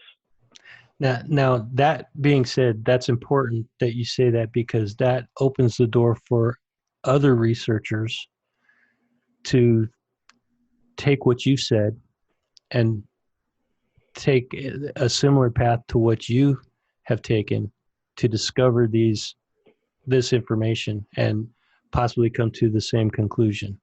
So the sources that you have, the information that you've come that you've uncovered, it can all be replicated. It's all available to the public to be able to find it themselves. Yeah, they'll have to put their own whiteboard with red string and look like a psychopath in their living room by Post-it notes and twine, but they can replicate this. Now, is there, because I know that you're still searching for answers. Correct. Is there anything that you can give listeners or potential researchers a hint of how they can start the journey to come to your conclusions? Look at the history. This is going to require them to take a deep dive into the end of the Cold War, the end of the Soviet Empire, and that time period in history. Look at which countries had heavy alliances or heavy reliances on the Soviet Empire prior to its crash. Look at which countries are free from the zone of or the sphere of Soviet influence now, and look at which countries we are allied with that we were not allied with in the mid 90s. Oh, one other key component to that search is look at the countries that had possession of nuclear weapons at that time. Not necessarily. Really? Yeah. Not in my opinion. Now, I could be wrong in that aspect. I could be wrong. So let me just throw out this scenario. Let's say Turkmenistan is one of the countries that did have nuclear weapons. Okay, and I think Kazakhstan also had one, or several. I think Ukraine and Belarus also had those. Okay, Lithuania is a country that had no nukes, but now they're an ally of the West. They were formerly Soviet Union. They did not have nukes. So are you saying that you're on the right track, but don't look at countries that were former Soviet Union. Look at countries that were inside of the sphere of Soviet influence. Oh, okay. Okay. So, man, the sphere of Soviet influence was freaking huge back in those days, man. It was, and that's why I'm comfortable in saying that. Yeah. So I'm looking at a map right now, and I'm seeing, damn, Greece, Italy, Turkey. Somewhere in maybe Turkey. You don't have to confirm or deny. I'm just throwing ideas out there for people to think about. Sure. Yeah, and I totally respect your hesitation to divulge any more than you already have, and I 100% appreciate you having the courage to come forward and share this information with people, because it is important. People do need to understand.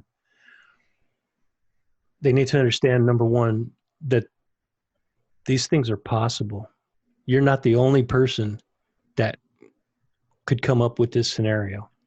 No, it's absolutely the only reason that I'm even mentioning it is because anybody through a dedication to research and reading between the lines and connecting dots, they can come to the same exact conclusion.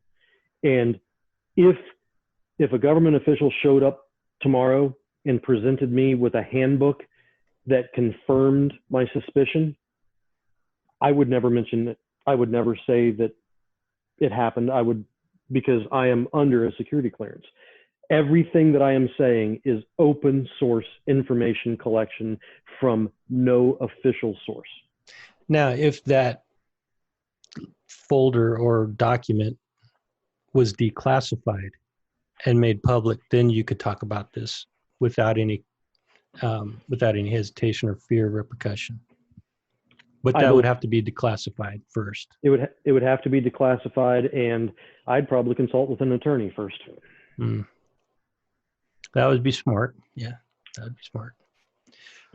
So this whole journey, which we kind of got off onto this topic earlier on, but this whole journey of you exploring and trying to figure out, what this device was, and where it ended up, this whole thing led you in a way to uncover or explore another aspect of that encounter, and that was the UAP portion of the experience.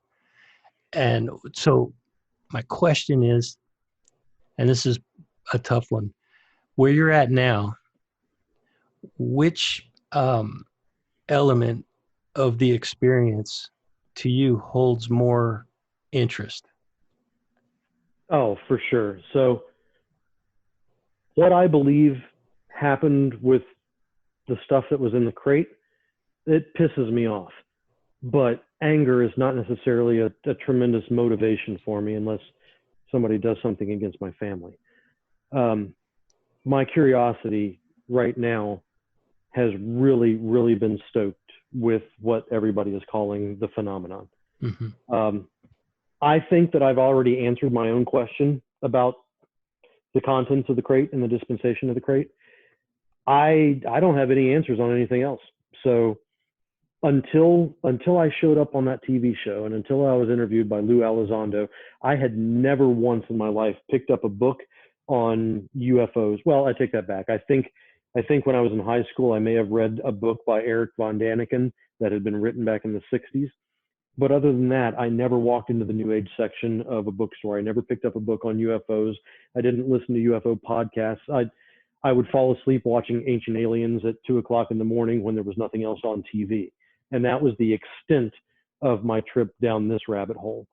But now, because of my conversations with Lou, because of my introduction and conversations with people like Sean Cahill, and the information that has been passed back and forth, the ideas and the potential scenarios, my brain is digging down that rabbit hole now. So that holds a far greater interest and much more compelling to you than where that nuke ended up and what it was potentially used for. Because you've already answered, you feel like you've got a strong answer to that equation. Yeah, not only do I have a strong answer for it, it was my idea of what the nuke was being used for never came through to fruition. And I don't believe it ever can now. So as far as I'm concerned, that part of the story is closed and I don't particularly care about it anymore. Everything else that is occurring really has my attention. This is something that I want to know. This is something that I want to know what, who, where, when, why, how. And I'll share with you, I had a conversation with Lou. Oh God, it's been maybe 6-8 weeks ago. And maybe even longer than that. But I was texting back and forth with Lou. And I simply asked him point blank. I was like, man, will I ever know what it was that I saw, referring to the UAP? And Lou tells me, you're going to live to see it. And it wasn't us. So it's interesting that Lou Elizondo will make a statement like that. And that just kind of speaks volumes as to how much more he really knows than what he's letting on in the public eye. Yeah, well, he's very cautious with his words and he's very careful with the words that he uses. And by him saying that I'm going to know and it wasn't us, that doesn't confirm anything. He may have meant it wasn't the United States, not that it wasn't humanity. Or he may have meant it wasn't the U.S. military. What he said is open to so much interpretation that he cannot be held responsible for the ideas that are put in people's heads because of that statement. Well, the more intriguing, to me, the more intriguing part of that statement is that you will know, you will have an answer to what it is. Yeah. So that's right there. I mean, when? That's my next question. When are we going to know?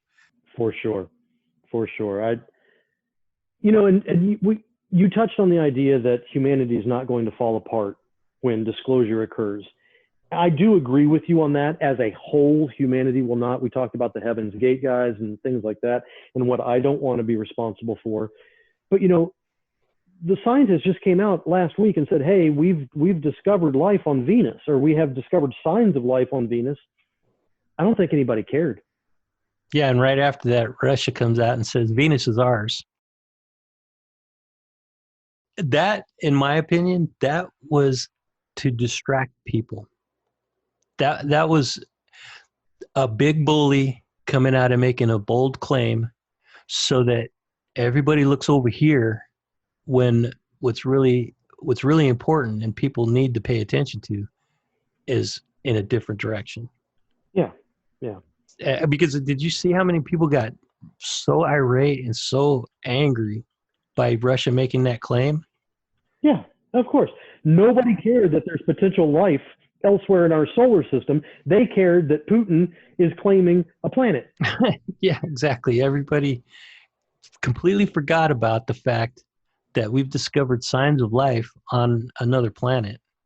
Yeah, humanity is a cat standing on the top of a ping pong table in an active game. Yeah, that's a good way to put it. So yeah, your journey is certainly a fascinating one, and I would just like to ask you next, what do you think is the next phase of this journey, Oh man. or where would you like it to go? The next phase of this journey is, you know how we're doing the privatization of space travel? We really need, and I think TTSA is the first step in this. We need the same grassroots effort that the privatization of space travel is having with people like Elon Musk, but we need an Elon Musk in the civilian world to develop technologies, to push out sensor stacks, to give access to people equipment that is not cell phone cameras. Provide a way for the everyday Tom, Dick, and Harry to be able to have some sort of device that is able to capture potential telemetry so that everybody has access, everybody is an investigator, and everybody can have a standardized method of reporting on a technological basis what it is that is potentially out there. So we don't have Samsung and Apple and Google and Huawei and all these other companies with different types of sensors and different type of cameras. And we have to analyze the data between all of those and say, okay, well, this camera sucks and this camera is okay, but it doesn't have this capability or whatever. Everybody has the same type of sensor stack available to them to be able to take these pictures and record the movements and look at potential EMF discrepancies. And, if we had a box that we all had access to, and this box had sensors in it that, historically speaking, seem to be the right sensors to have in it, that's what we need. We need everybody to have access to the same type of data collection. Okay, there is a program that is open source, privately funded. Are you familiar with Bob McGuire? I am not. He's a scientist, recently retired from a university, and he's involved in a program called SkyHub. And they're developing, or I think they've already developed, technology and a tracking database to collect that information. And these are individual units that people can purchase, hook up to a computer, and record their piece of the night sky. And if the device, I'm a layman when it comes to this stuff, so I'll probably use the wrong terminology, but Sure. the device is supposed to record the night sky, identify anything that is that comes within that frame that it's recording, identify it, cross-reference it with known, like satellites, air traffic, any other anomalies, I guess balloons that might be in the area, weather balloons and stuff like that. So it'll cross-reference with all of that stuff. It's not only recording video, it's also recording telemetry data, so it knows where it's at in the sky in relation to telemetry, multispectral imaging, everything. Exactly. It records all of that. It's called SkyHub. Fantastic. Go to skyhub.org and get in contact with Bob McGuire if you can. I don't know how available he is. He's a pretty busy guy. He also is working with there's a podcast called the Mad Scientist podcast. I think that's what it's called. I have to look it up, but I've talked to this guy a couple times, but his podcast is more science based. But he's also involved in the development of this technology.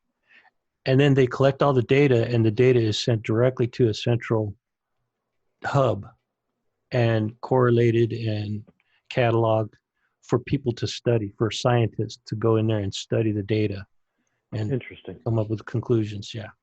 It's an interesting program. Great. I thought that they were trying to connect with the dudes over at Skinwalker Ranch.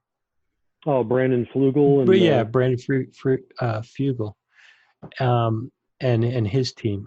So I think they're going to plant some of these units out at Skinwalker Ranch. But it'd be nice to see them connect to the Stars Academy also. yeah, that would be fantastic. And Tom, if you're listening, give this guy a shout, man. You're talking about TTSA. There's one thing that I want to say. I would love to see someone like Adam Savage partner up with TTSA. And Adam has this really amazing ability to build things, to build mechanical functioning things, right?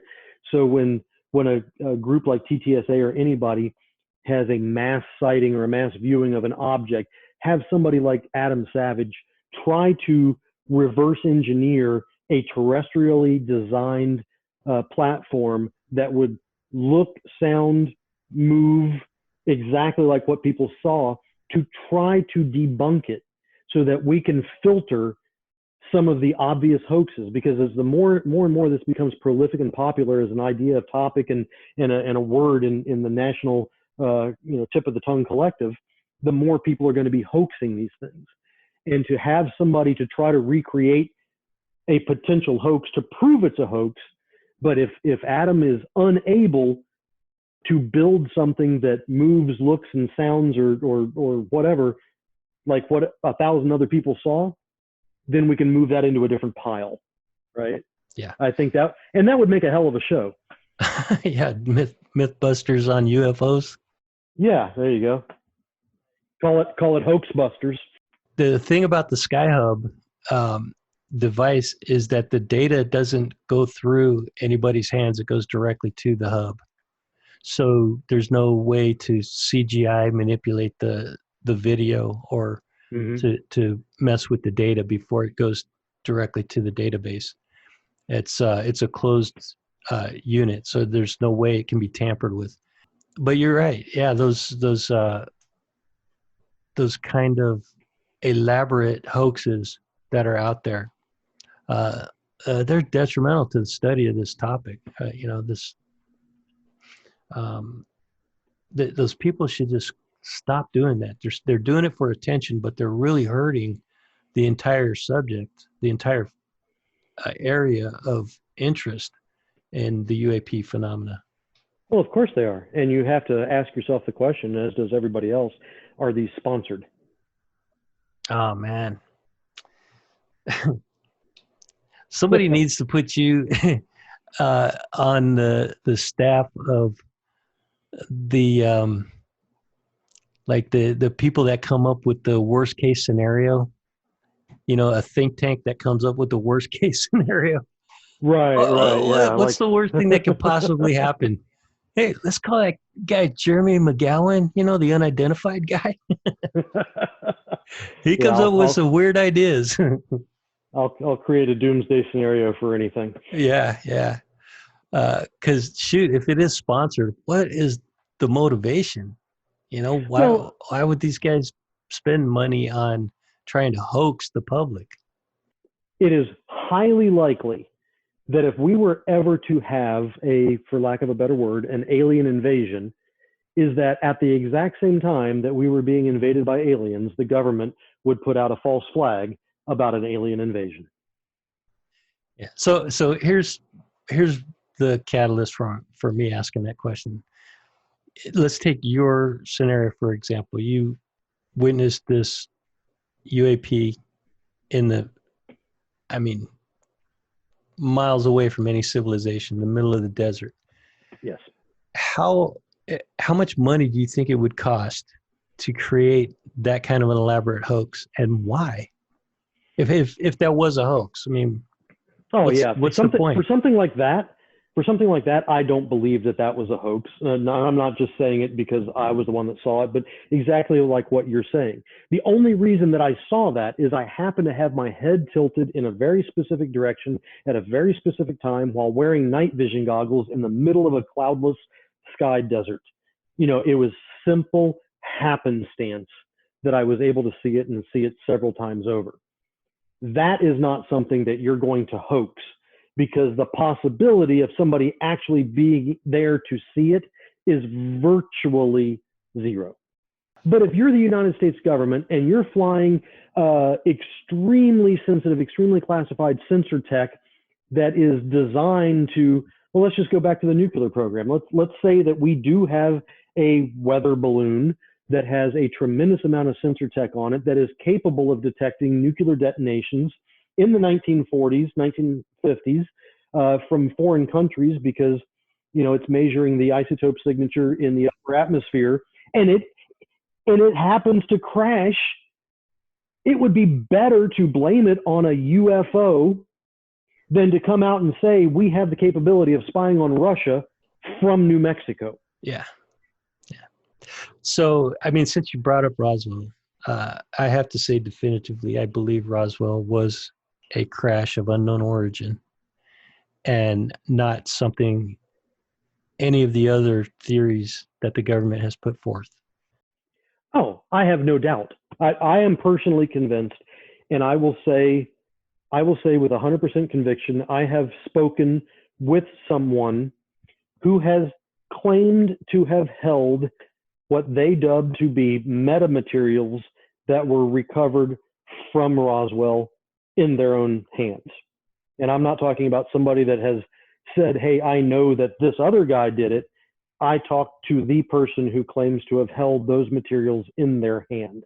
So when I was talking about Roswell as a potential government cover-up, I'm just using that as an anecdote, saying that the government would be better served by blaming it on aliens than they would by saying that they have the capability of spying on Russia from New Mexico. I wasn't saying that Roswell didn't happen. So I am on your side with this. I do believe that Roswell was a crash, but again, I want to know something that I don't think anybody else is bringing up. Is if there are crafts that are capable of traveling hundreds of thousands of light years and crossing our galaxy, what the hell makes them crash? That's a good question, and I don't think that question goes overlooked. I just think there's no answer for it, so people kind of avoid that question. Like, what makes them crash? Okay, supposedly Roswell was a lightning strike. That's one theory that I've heard, and I kind of think that that's a possibility, because I don't think anything we had at that time could have shot one down. Except for a nuke. But it would have to be attached to a missile, and our missiles weren't up to that capabilities at that time. 47?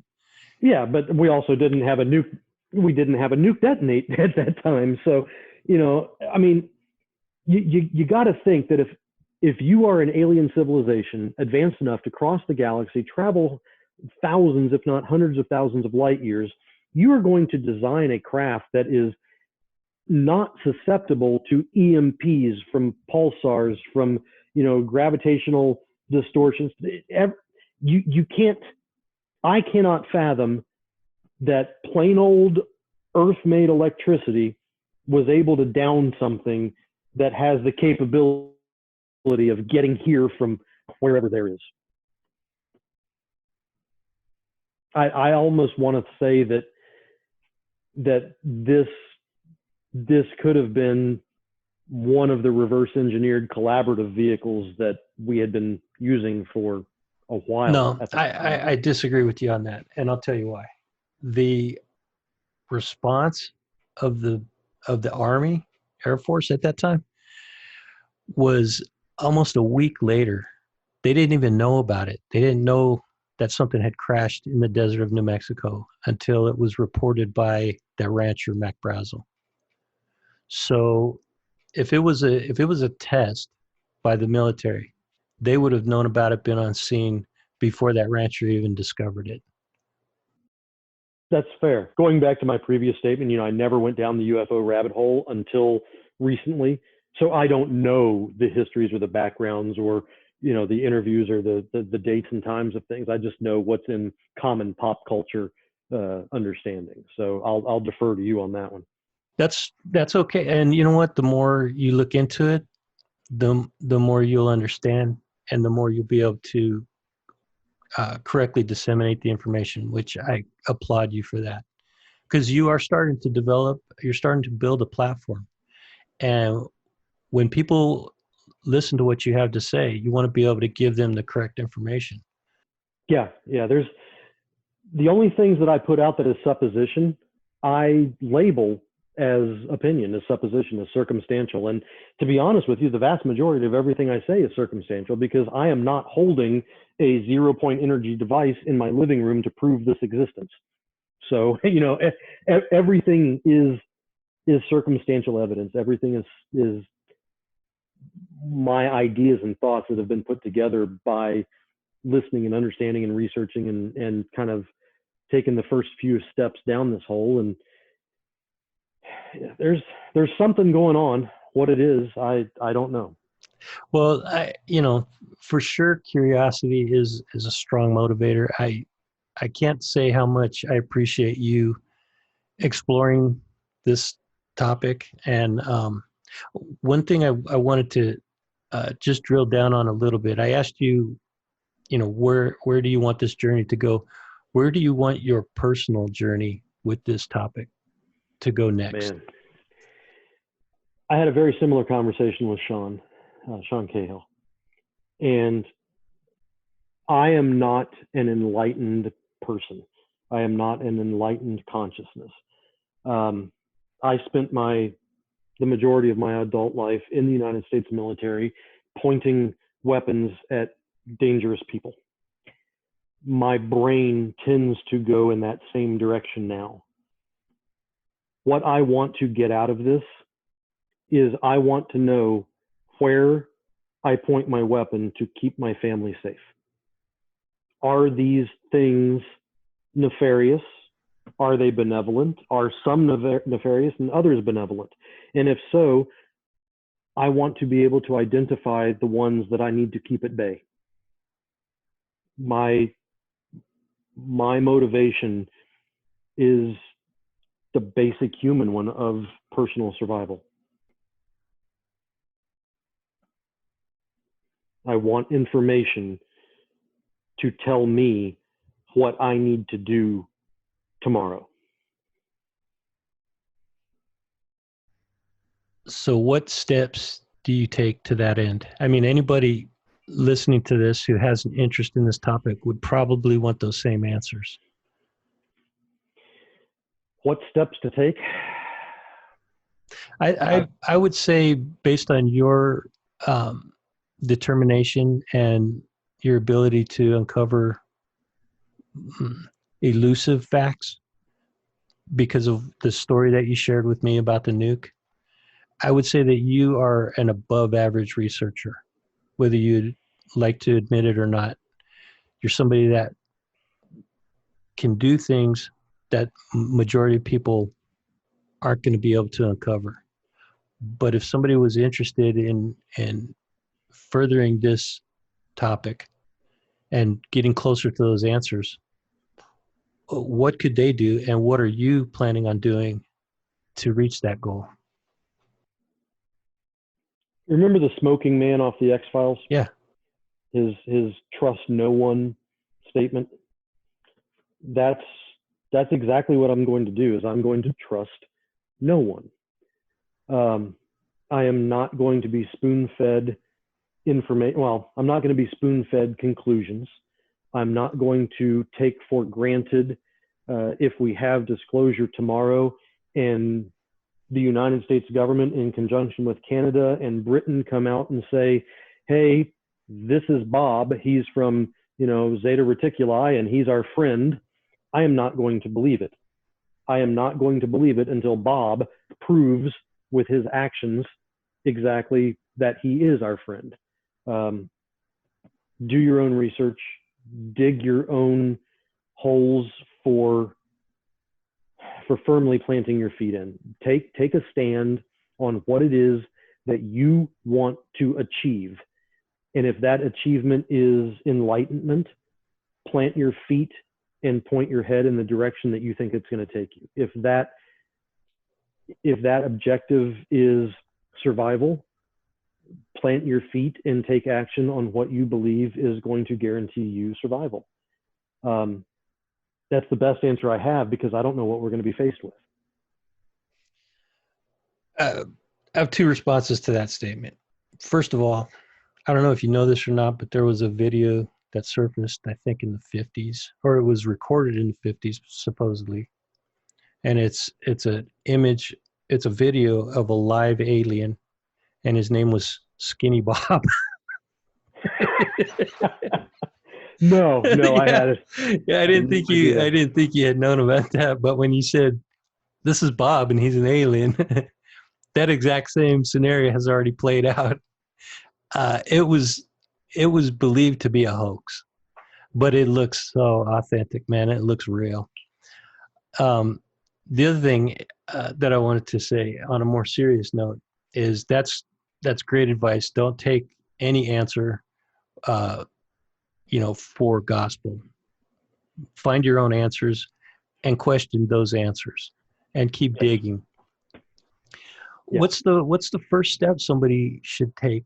Where could they go, or who could they talk to get to get started on this journey? But aside from reading books, there's a ton of books out there, and some of those books are really, really good places to start.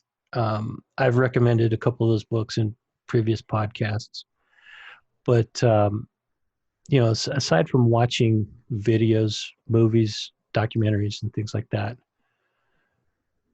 what's a good place to start? Where do you plan on going next? What are you going to do next? I'm going to try to get inside my own head. I'm going to try to validate whether or not my assumption that I need to determine where to point my weapon is the correct assumption. And to do that, I need to take a deep dive inside and figure out me first. And I think that this goes back to the idea of humanity's singular consciousness. And I want to experiment with that idea, see if it works for me, and see if it opens up any other doors that I want to travel through. And if it doesn't, then I'm straight back to the idea of nuts and bolts and good and bad. If it does open up a few doors for me, I'm gonna pick one of the three and walk into it and see what happens. And I know that is vague as hell, but that's the best answer I got. No, that's not vague at all. I think that's a legitimate answer. And I think that everybody needs to do some soul searching before embarking on a serious exploration of this topic. You need to know where you're at firmly on this planet and be grounded. Like, you can't just go off half-cocked and listen to whoever claims they have the answer, or you're going to end up like that Heaven's Gate cult. Exactly. Where you got people that are just believing blindly in some lunatic. So yeah, I think that's great suggestion for anybody, is to get grounded and do some retrospective or introspective soul searching. Do you use meditation? Are you practicing meditation now? No. I've tried in the past. My brain is a jumbled mess of short-circuited neurons, and I cannot get it to shut up. Anytime I try to meditate, every intrusive thought that you could possibly imagine forces its way in and says hi and jumps up and down on my prefrontal cortex and demands attention. So I have the same problem. Yeah. I am trying to learn how to meditate, and the very first step in that is literally understanding what meditation is. And I'm coming to the conclusion that it's actually not clearing your mind of all thought, but it's allowing yourself to follow your mind and allow it to lead you where it wants you to go. Wow. To me, it seems like such a refreshing thought to be able to, you don't have to wipe away all thought. You just have to choose a thought to follow. And yeah, let one come to the surface and let it be the current that pushes that's good. your journey. Who suggested that to you, or is that something you came up on your own? Nobody suggested that to me. People have said things, and I'll give Sean Cahill credit again. He told me one of his favorite mental exercises was to picture a series of doors, and behind each door is a thought or an idea. And depending on which door you open and which thought or idea presents itself, that's the journey that you take during that meditation session. And so I took that, and I took a few other things, and I just kind of developed the idea that meditation is not the clearing of your mind, but it is the idea that you're going to allow your mind to lead you down a path. And what is at the end of that path is completely unknown, and you don't even know if there is an end to that path. And you won't know until you allow your brain, your mind, I should say, to take you on that journey. Have you ever tried regressive hypnosis to go back and revisit that incident that you shared with us or with me? No, I don't believe, I'm not going to say that I don't believe in hypnosis. I don't believe in the sanctity of the information that you get from hypnosis because of the ability to plant information or to guide the mind during hypnosis. So I don't think that the result is definitively quantitative in its result. Mm-hmm. All I would say to that is before you rest on that assumption, talk to more people, because there are trained hypnotists who prescribe to a much more rigorous method to protect that information from being contaminated. Mm-hmm. And I believe that there are hypnotists that can extract viable information from people. You just, not all of them are trained well enough to do it. So, you know, all I'm saying is before you maintain that conclusion, just talk to some other people. Absolutely.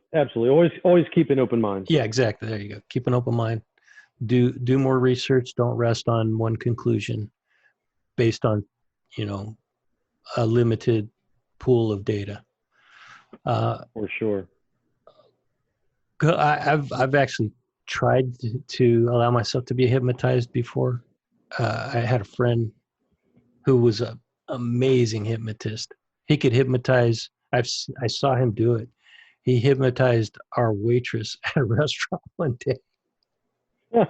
Freaking blew me away. But I asked him to hypnotize me a couple of times, and he never could. I would never allow my mind to be calm enough to go under hypnosis. And I don't know. He told me that everybody could be hypnotized. Anybody could be hypnotized. I'm not saying that I can't be. I'm just saying that so far my experience with hypnosis has been unable to complete the task. Yeah, I've never tried. Yeah. So, I mean, we've covered a lot of ground, and it's been fascinating talking to you. I want to ask you, is there anything else that you feel like we may have left on the table and could come back to at a later time, or is there anything else you'd like to talk about right now? Man, you're absolutely right.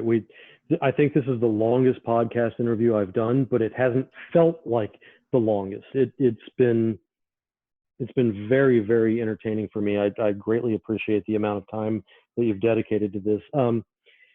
The more that I dig into the idea of the phenomenon, UAPs and things like that, the more open I'm becoming to the ideas of the woo-woo, as Sean puts it. And I don't know if I'm ready to really discuss those a lot in detail yet, because I haven't really formed my own opinions of it. But given time, I would certainly appreciate the ability to come back and potentially discuss some more of the more obscured information or esoteric ideas that are coming forth that deal with the phenomenon. I understand your podcast is not specifically to that, but if you ever wanted to take a dive down that hole, I'd be more than open to that. Well, what you got going on next weekend, man? Because this topic is so interesting to me. My podcast is Cold War centric, but that's a huge spectrum, and I'm not afraid to go off topic because this podcast for me is an outlet, and if anybody wants to listen to it, they're more than welcome to join in the journey. But I'm not going to pigeonhole myself into one focused subject and not explore other avenues that come my way. Well, we could certainly talk about the ideas that the CIA had back in the 60s and 70s and even through the 80s with the Majestic 12 and the remote viewers and all of that. Which MK Ultra. Yeah, there you go. Yes, I do have future plans to go down those rabbit holes, and if you want to come on board as the guest host for those topics, man, the door's open. All Fantastic. I need to know from you is your focus of interest and your availability, and we could schedule it ASAP. Sounds great. Let's do it. Cool. So if any of the listeners would like to get in contact with you, are you open to anybody to get in, to reach out and ask you questions or further the conversation? Yeah, absolutely. I actually created a Twitter profile that is outside of my normal persona, and I created it specifically for my appearance on the Unidentified show, and it's at Jeremy, Jeremy, and it's UNIDENTI1 at Jeremy Unidenti 1 is my Twitter handle, and you can find me there, and they can send me a DM or tag me in a comment on Twitter. Cool. And do you have an email address? After I talk to them on Twitter a little bit and make sure that they're not drinking too much Kool-Aid, then I'll give them my direct email. Okay, cool. Right on. So Twitter's the best way to reach you. Do you have any? A lot of people that I talk to are artists, writers, people that are working on some kind of a project that they want to give a shout out to. Is there anything in your funnel or that you're working on that you'd like to let people know about? I've been considering writing a book, but I don't know how. I would sit down. It's kind of like the meditation experiment. I try to sit down and focus myself into, something past. It was a dark and stormy night as the first sentence, and I just can't get past it. So I don't know if there would be anybody that wants to collaborate on that or not, but I'm open to ideas. Okay. Well, there's a lot of writers that do listen to the podcast. Well, there might be one or two writers that listen to the podcast. And if any of them are interested in contacting you, you're definitely open for that. Absolutely. Cool. Well, I mean, if there's nothing else that you want to get off your chest at this moment, I think this is a great place to end this episode. Absolutely. Andrew, it's been an absolute pleasure. I greatly appreciate the time that you've given me for this, and I'm looking forward to the response from your listeners and to see what their feedback is. Cool. And for me, it's been an honor and a privilege, and I absolutely grateful that you and I have started to form a friendship, and living in the same town. Hopefully we can get together face to face, in the near future when this COVID thing blows over. Yeah. We need to take our vehicles and do some overlanding through the desert, man. Absolutely. Yeah. I've been wanting to do that. Now the weather's starting to cool off. We could certainly plan on a couple of evening outings, and do some night sky watching. For sure. That'd be fun. All right, Jeremy. Well, it's been great having you on. I look forward to having you on next week or in the future. Absolutely. Until then, man, have a great time. Yeah, you as well. Thank you again. All right. Talk to you later. Bye. Bye. Dead Hand Radio is a podcast about the Cold War, its history, and the effects it had on our culture, technology, and the future of our world. My goal is to examine these and other topics, to learn, to educate, to entertain, and exchange ideas with those interested. So join me, and together we'll explore a fascinating period of history and examine some incredible advancements in weapons, technology, science, art, and culture, and discuss how all of it relates to the future of our world. If you or someone you know would like to be a guest on this program, drop me an email or visit deadhandradio.com. You can also find me on Twitter, Facebook, and YouTube. I'm Andrew Hall, and this is Dead Hand Radio. Thanks for listening.